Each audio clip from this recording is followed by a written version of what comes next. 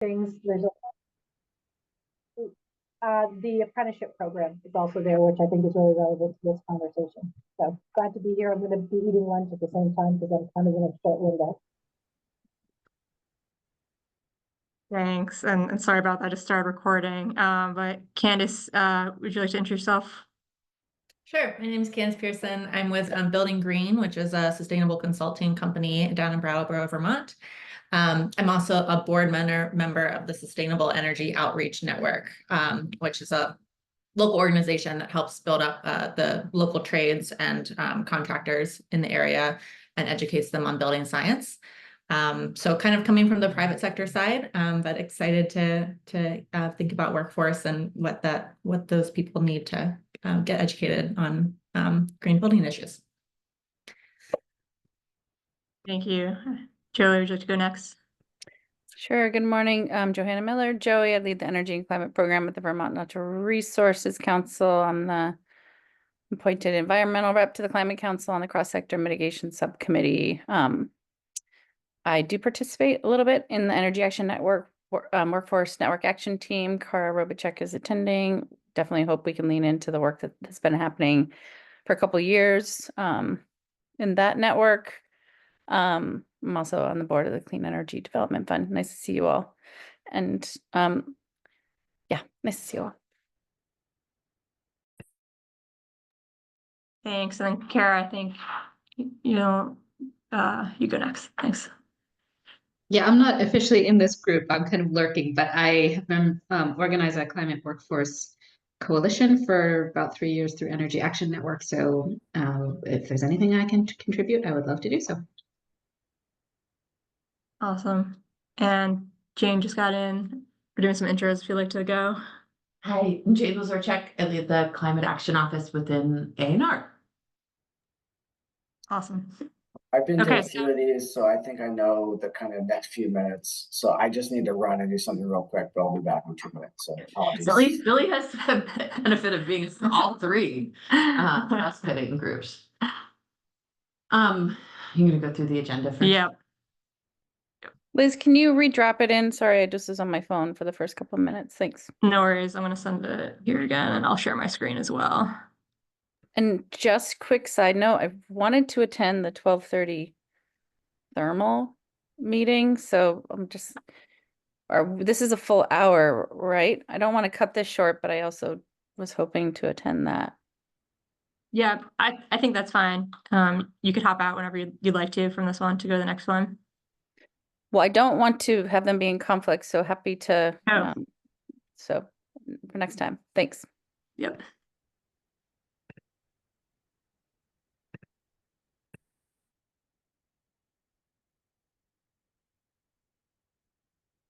Okay, so I think you should all be able to see my screen here. So let's walk through the agenda briefly. We are first going to be looking at this workforce task group template today. And we'll go over an overview of like how that process works to update for our climate action plan. And then after that, we'll start digging into the work itself, which is reviewing existing pathways, strategies, and actions, and then making decisions about whether to decide, like, to remove, keep, or revise any of these recommendations. And then as well, for those who've been working on the task groups, you'll see at the bottom, there's an opportunity for new pathways or folks have been revising new actions under these groups too.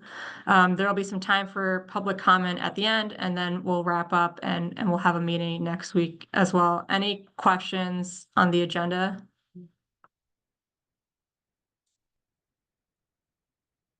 I guess I'll just, since Billy alluded to this, have been providing a little bit of a grounding and context reminder around sort of what these groups are and what we're doing. And so just a reminder, in the last climate action plan, there were 3 cross-cutting pathways: education, compact settlement / land use, and then workforce. And then there were also some cross-cutting themes, building codes, as well as environmental justice. the cross-cutting themes are being dealt with a little bit differently. Building codes has gone back to cross-sector mitigation, understanding that it has importance around the way we build for resilience and adaptation as well, but it's being led out of cross-sector with input from rural resilience. And then the environmental justice theme was largely around putting forward a recommendation for the environmental justice law to be passed. And so that's sort of completed and not carrying forward right now in a specific group. And so the Climate Council, we made a recommendation to the Climate Council that the CAO could support through a limited capacity 2 public meetings for each of the 2 cross-cutting pathway, each of the 3 cross-cutting pathways that still needed work. Again, education, workforce, and compact settlement. And so the idea has been that this group would do the bulk of the hard work, similar to what task groups are doing in reviewing the pathways, strategies, and actions, and making a decision about whether or not they're still relevant and whether or not they should be revised or modified. And then looking and considering how we speak to, at the next meeting, any gaps or priorities that are still needed in order to advance workforce development in this case. And so at the last meeting, which we had this morning on compact settlement at 9 a.m., we sort of recognized that there were a lot of actions and we were getting really into the nitty-gritty, and I might suggest each one of these meetings we're learning more about how to do this thoughtfully with people who bring different backgrounds. And so I might suggest that we first go through the pathways and strategies for workforce, and then we'll come back for each one and look at the specific actions. I will say I don't think anybody's here. We also tried our best for each one of these groups to marry not only expertise from the 3 subcommittees, but also bring in some state staff where they weren't collaborated with on the first time around. And so we had invited Department of Labor to these also, knowing that there's a lot of intentional collaboration happening between the Climate Office and DOL on workforce issues now, and Energy Office. But it doesn't look like Rowan or Jay are here today. So we'll also just note that that's an important component for this work. And so we'll look forward to making Cindy. sure. Cindy Cindy. yeah. Oh, Cindy. Yeah. Thank you Yeah. for being here, Cindy. Filling in for both of them that are in different. Other meetings. Thank you, Cindy. I'm sorry, Cindy, I walked in with my lunch as you were probably introducing yourself, so thank you for that. Anyway, just noting that we have 2 meetings to attempt to get through this work. I probably, like many of you, didn't dive into the detail of the recommendations recently again to know how many we have for this group, but I would suggest we can switch over and Liz can walk you through what the template does and looks like, and then take a look at the pathways and strategies in particular and start to move through that. Okay. So this is what the template looks like. And workforce is a little different in how it's structured, but you will have the same, you'll have the status, not all of them are filled out, but in terms of decisions to make about revising action, keeping as is, then revised language. But we can start up here. I'm just noticing that it's because they're pulled so differently. The formatting is just a little wonky because they're pulling from different subcommittee task group templates. And there's not too many of them, so it actually might just make sense to just go down the list. So let's start with this first one. Maybe we can make up for the extra meeting for land use by only doing this in one meeting and then work for it. So easy workforce. Yeah. But you'll see the strategy and action here. So if folks want to just take a moment to read that, and then you could we just have another meetings being able to kind of popcorn thoughts, ideas after taking a moment to read.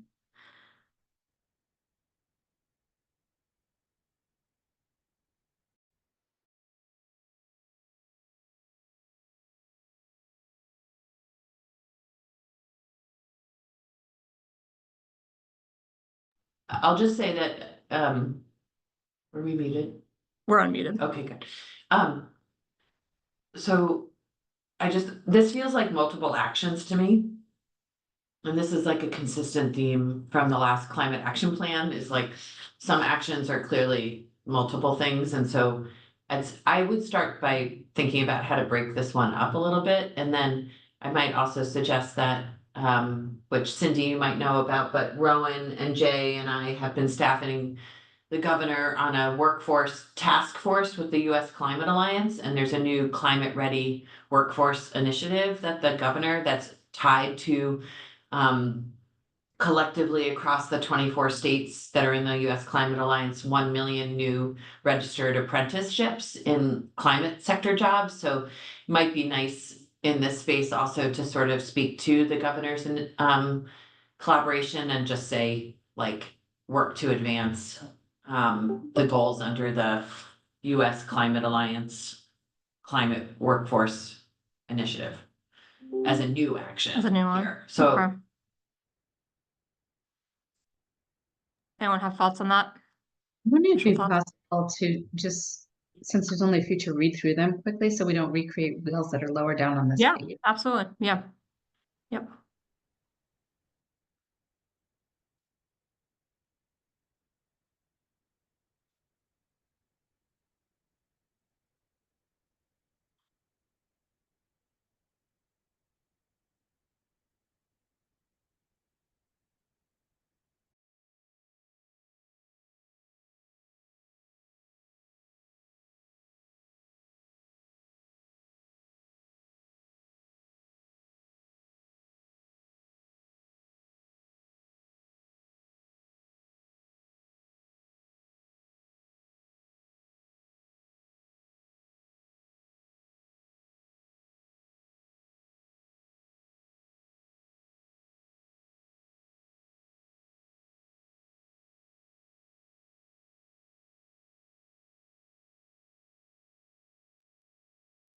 I saw you raise your hand.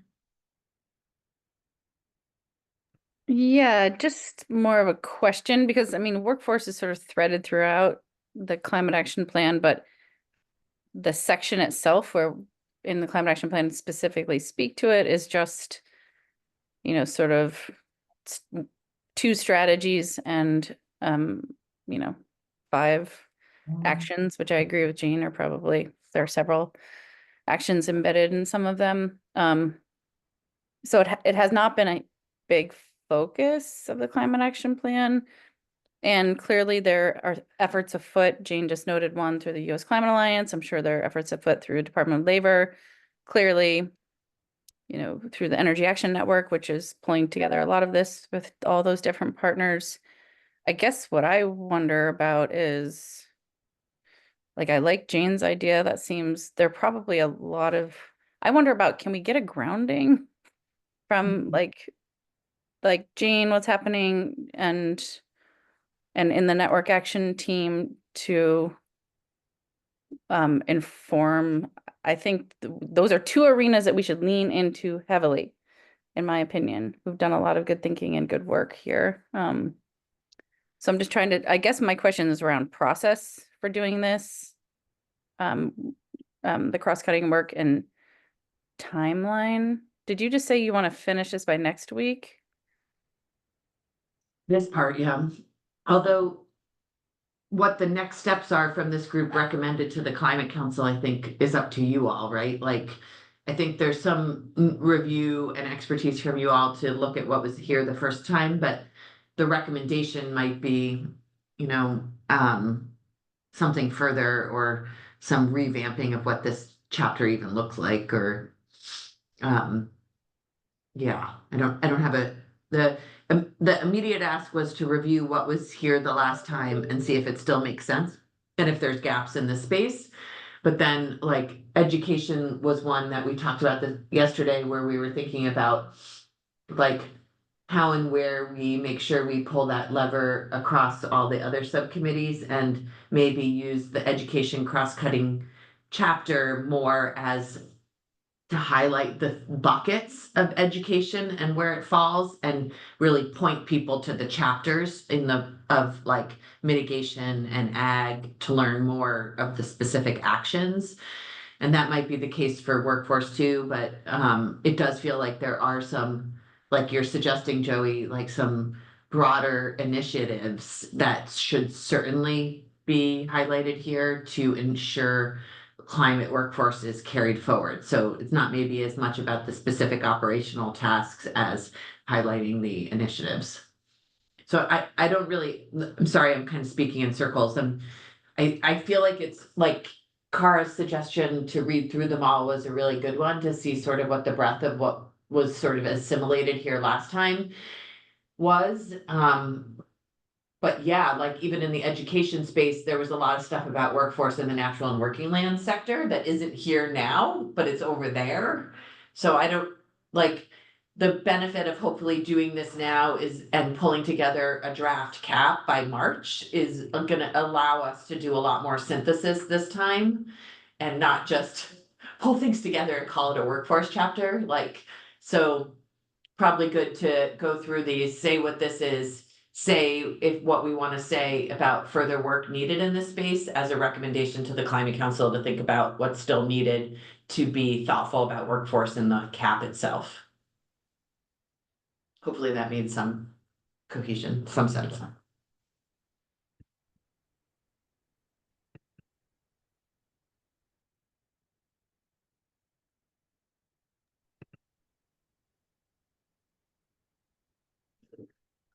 Do folks need more time to read through them? Okay.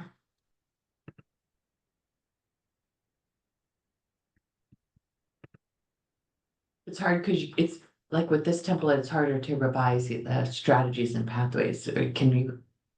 Oh, here we go. I'm just reading from the climate action plan because it's really just, I mean, again, it's embedded in some of the recommendations, but not Mhm. teased out. It's really just the 5 bullets, right, on page 247. The next climate action plan is not going to be 247 pages. If we have our druthers, it Great. should be 100. Perfect. Mhm.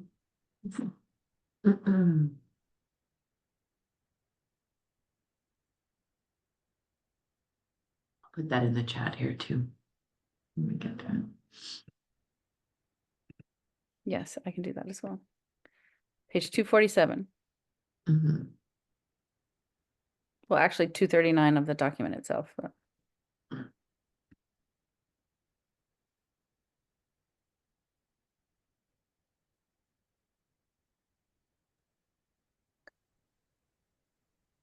So I don't have a specific revision to recommend, but I'm wondering, like, is it useful to just kind of like spitball what we see as like problems in terms of like, and what we don't think is currently addressed in these as written, just as like general concepts?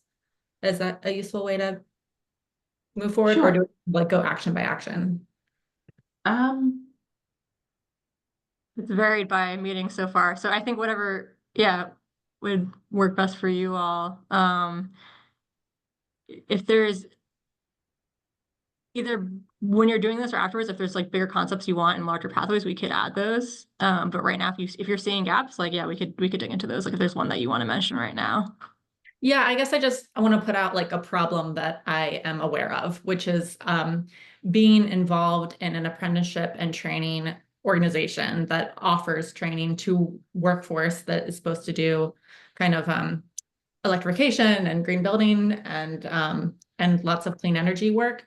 The problem that we have is that we can offer all the courses that we want, and the people who are in these trades are so there, as you all know, there aren't enough people in those trades, so they have no incentive to take these training programs. We don't have an energy code that's often enforced, especially on the residential side, and there's no credentialing that's like required, especially at that trade level. So when I see all this language around like support apprenticeship programs or support training programs, I am of the opinion that the state can put money towards those things, but until there's a stick saying that like we either need to have licensing or we need to tie it to the energy codes, or somehow we need to like require credentialing of trades, there's going to be no uptake.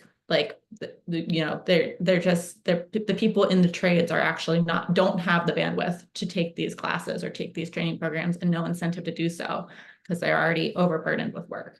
So I think we need to get really specific about what support actually looks like. And I think it's phrased much too generally here. Should we talk specifically about this one right here, or just throughout?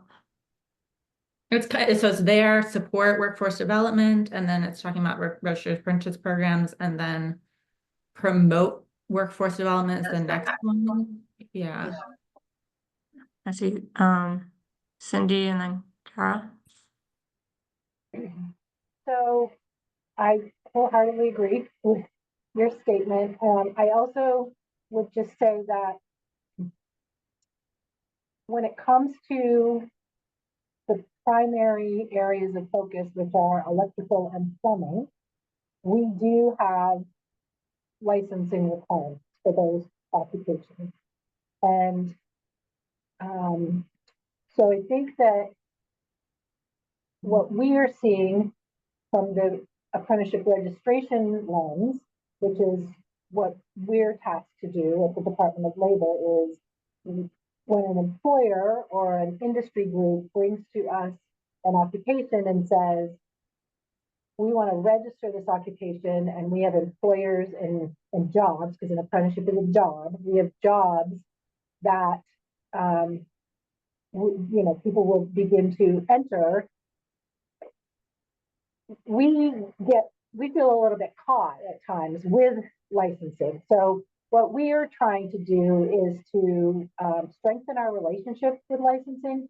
In addition to that, we're trying to create incremental credentials in that space, so that an individual may not need to jump directly to being a licensed electrician or a licensed plumber, but there may be some specialty credentials or licenses that are stackable, that they can build on as they move through their training and education. And so who drives that? I guess who drives it is employers saying, we're willing to work with individuals and support them with that training and provide the training on the job. And then the licensing board saying, for all the reasons that there is a licensing board, for safety and all those things, they're willing to accept those stacked specialty kinds of licenses. So I see an opportunity to expand some of those some of those options within those two occupations, within the electrician and the plumbing field, if we're looking at those.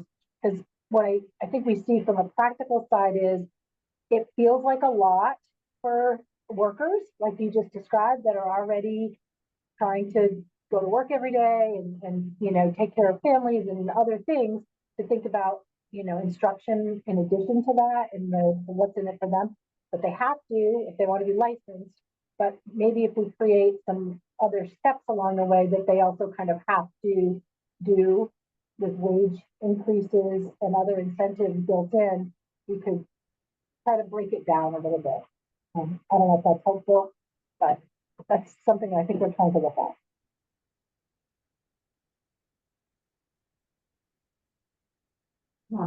Laura, just so you know, I'm happy to have you participate as a member, but just acknowledging for this group that Kara is not on a subcommittee. She's a member of the public. So happy to hear from you because you have expertise, but maybe after this comment, we should try to hear from the subcommittee members and then make sure we have space at the end too for you, Kara.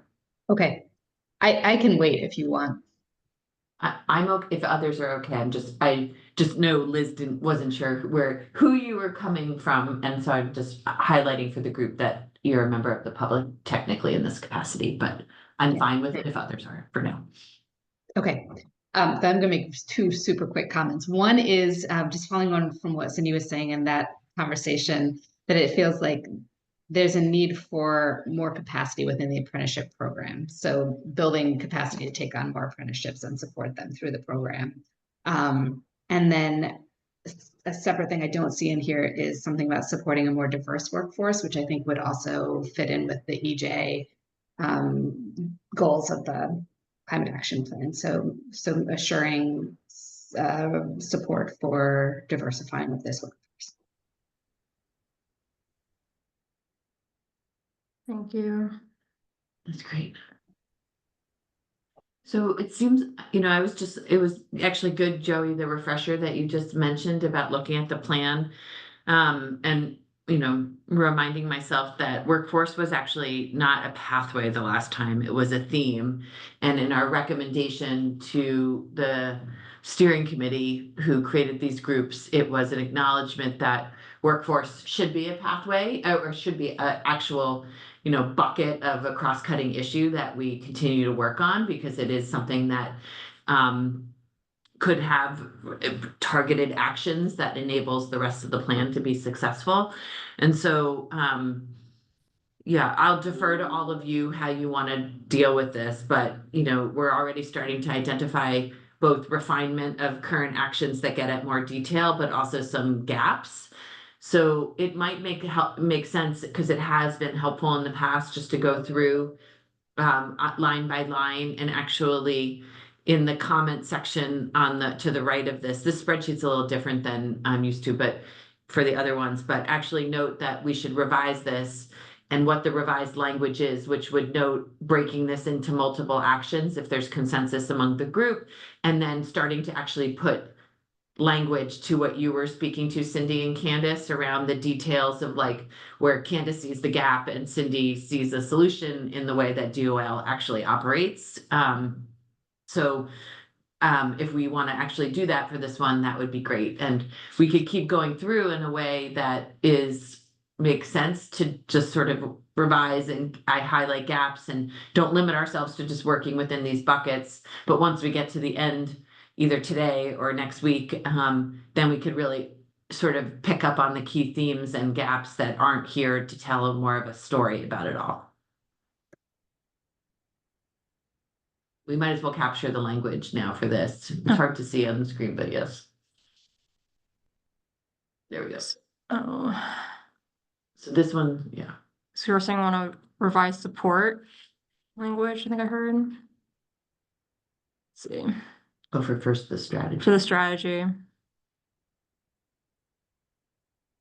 Revising both.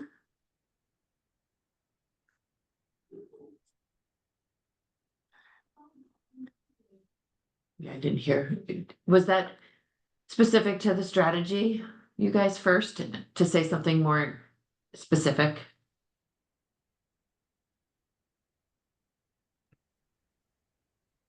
That's what I heard, which seems to make sense. Mhm. What would you like in place of support? This is the original language right here.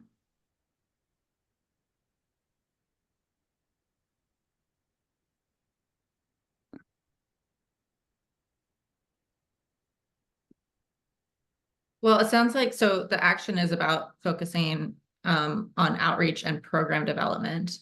And I was hearing that there already are Department of Labor programs focused on electricians and plumbers. And so maybe the revised language is around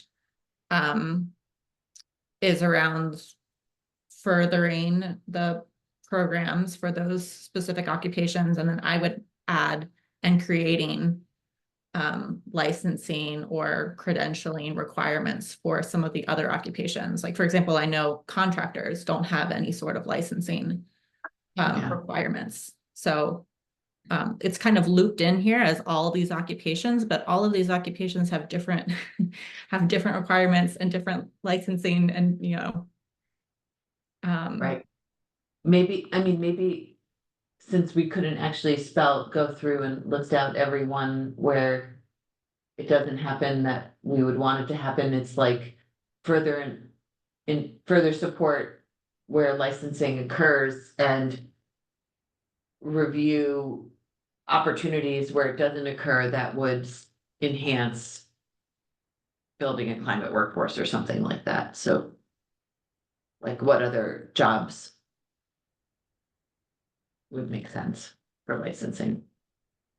Obviously, I mean, I'm trying to be a little sensitive to the fact that I know from an administration perspective, and I'd be curious if others from the administration on this call or even DOL, I know there's been sort of like disagreements on license, like what to license, and that shouldn't stop us from thinking about what's best and putting it up to the council to consider, but I think licensing has been debated about its applicability on with certain professions.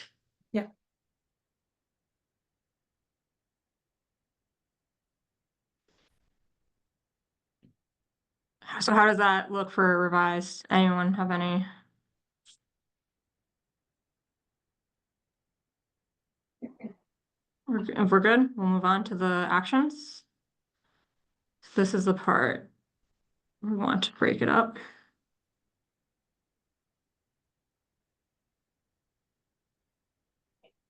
So I guess I would just share that I think, the focus on registered apprenticeship is important. But I think offering other credentialing models or training models might be something to include or consider. We may not have the flexibility to do that with our licensed occupations, because there are rules that govern that, but there may be some occupational subsets that a credential of value would be as meaningful or useful as being a registered apprentice. I guess I would say that I think the registered apprenticeship language comes and is included a lot because we know what a successful training model it is, but also a lot of the federal funding opportunities use that language and are requesting people who are applying for some of the grants and the contracts to be able to do the work are being encouraged to include apprenticeship in their workforce development plans or their grant submissions. So there's like a little conflict there, there's a motivation, I think, to particularly look to apprenticeship for many, many good reasons, but I think we should look at other credentialing options.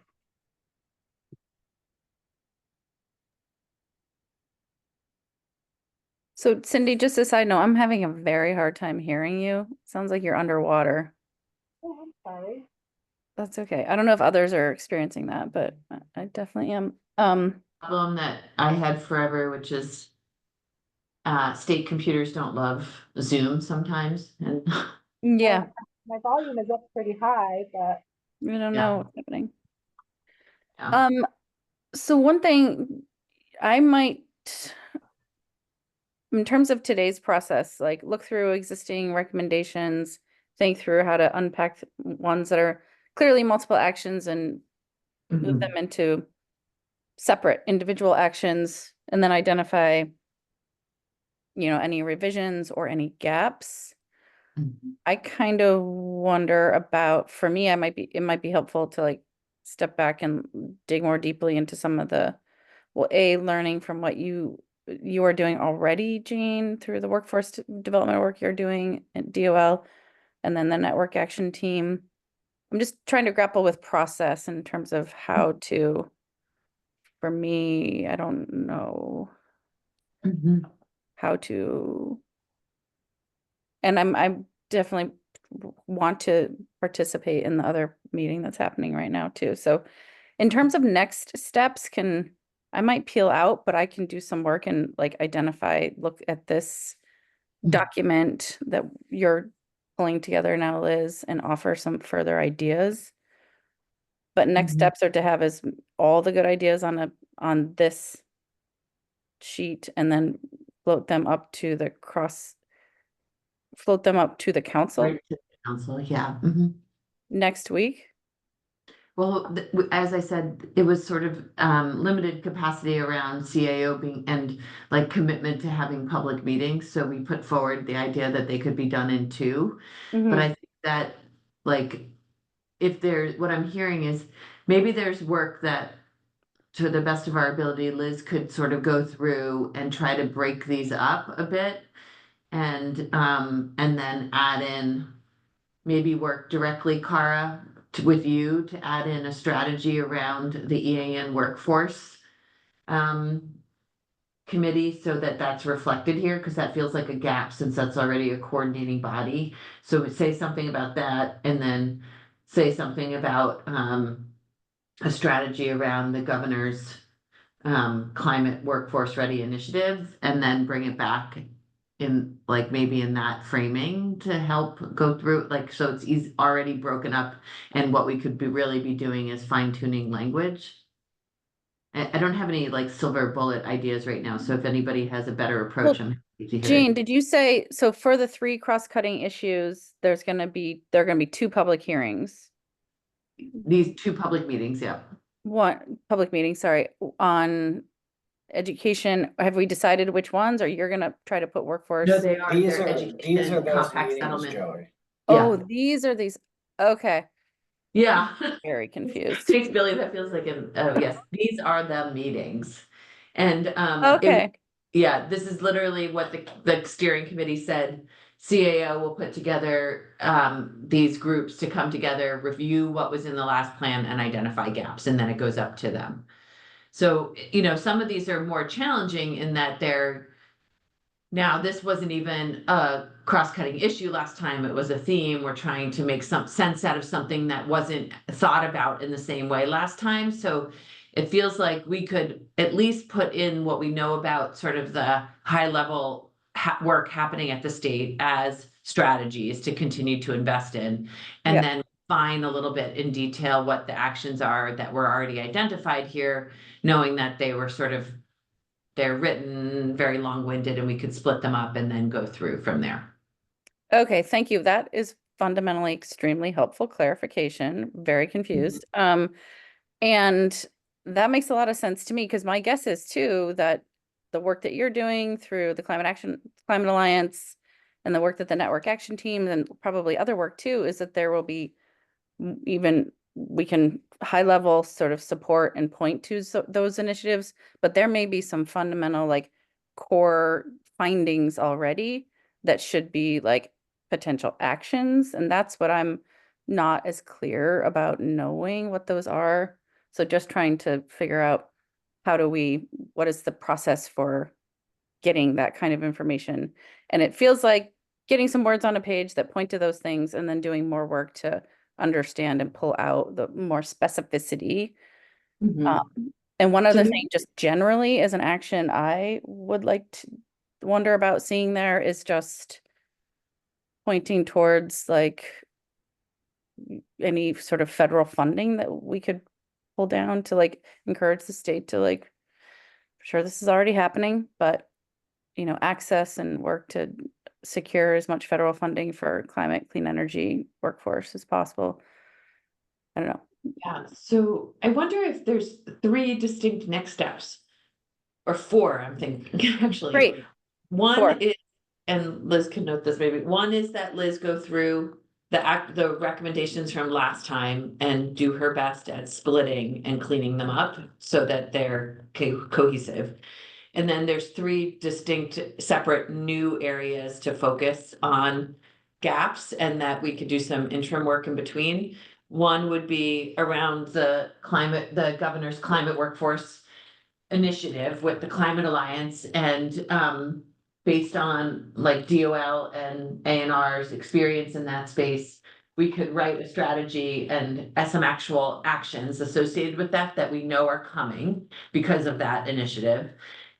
Cara and Cindy could do the same from an EAN perspective of like a strategy around that workforce and propose some actions for that they see or need in that space the same way for you all to consider at the next meeting. And Cindy, like I would ask if DOL had capacity to think about that at a conceptual level from like the new workforce office, the fact that there is a new workforce office, and even though it's just a rebranding of people who are already there, and with Jay and around sort of access of the Workforce Development Board, the work that's happening there, what's happening in that space to support climate, and it'll all probably kind of come together, but those three things feel like the most germane to this work for like stage setting.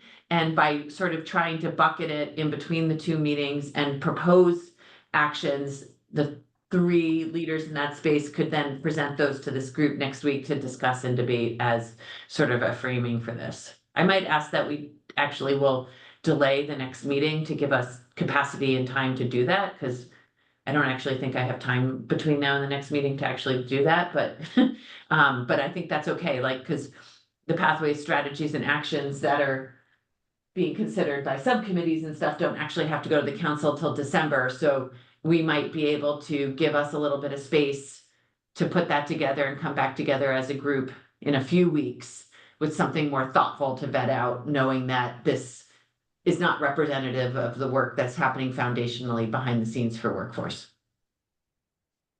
Cara.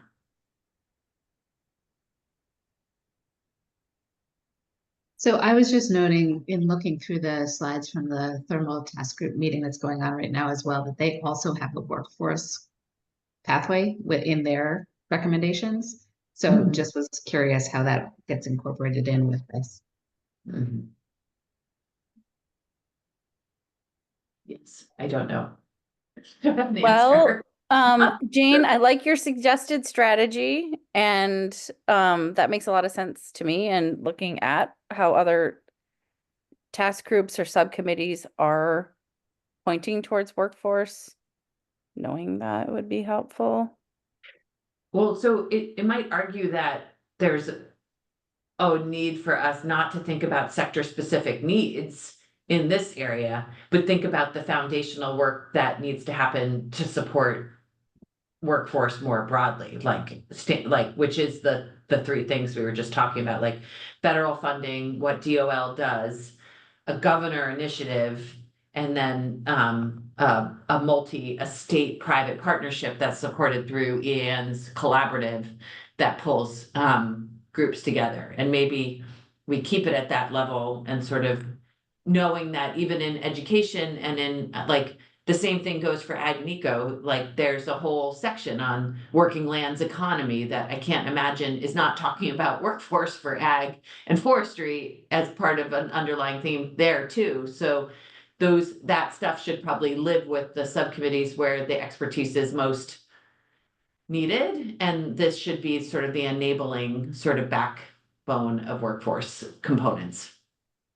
So maybe based on that, we could review this and see what we recommend for like striking or going back to subcommittees. Yeah. And we could, Cara, Cindy, and I could coordinate on what we put forward from a foundational piece for the folks on this group to consider. Okay.